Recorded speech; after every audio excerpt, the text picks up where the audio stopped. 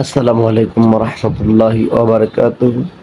সম্মানিত ভিউয়ার্স, আজকের এই দিনটা ছিল খুব একটা কষ্টের দিন, খুব মায়ার দিন এবং অতীতের কিছু স্মৃতি মনে করার একটি দিন ছিল। সেই দিনটি হলো পবিত্র ঈদুল আজহা।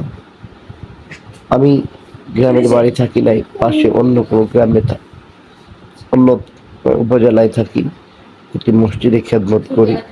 তো সেই পাশাপাশি রেগুলার বাবার কবরের পাশে যাওয়া হয় না, তো ঈদের দিন, ঈদুল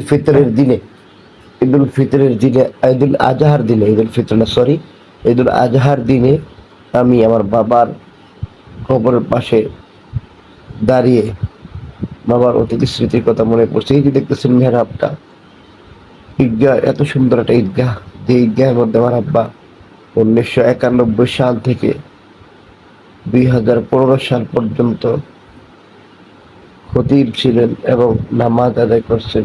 দেখেন আমাদের ঈদগাহটা, আমার আব্বা যখন নামাজ পড়েছেন তখন মাটি ছিল, শেষে 3-4 বছর পাকা পেয়েছিলেন, এরকম পাকা করা। এই যে একটা মেহরাব, এই জায়গাটা দেখলে অতীতের অনেক কষ্টের স্মৃতি মনে পড়ে। আমার আব্বা এই জায়গায় বসে থাকতো, আমার আব্বাকে এই জায়গায় দেখলে অনেক সুন্দর লাগতো, আমাদের ভালো লাগতো, খুশি লাগতো।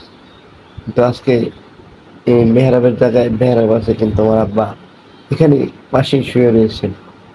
এই যে এই জায়গাটায় শুয়ে রয়েছেন, এই জায়গাটা আমার আব্বা শুয়ে রয়েছেন, এই জায়গাটায় পাশে একটা কাপড়ের পাশে একটা কাপড়।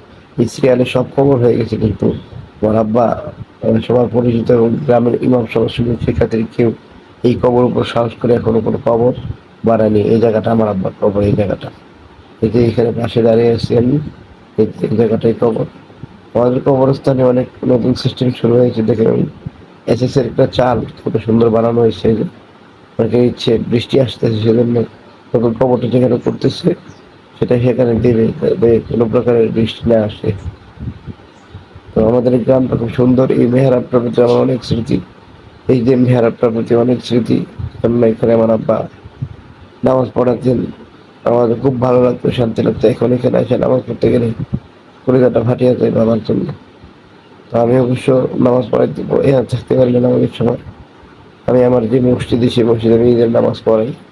তো পশু কোরবানি করে আস্তে আস্তে আমার বিকাল হয়ে যায়, তো এর আগে আমি আসি না।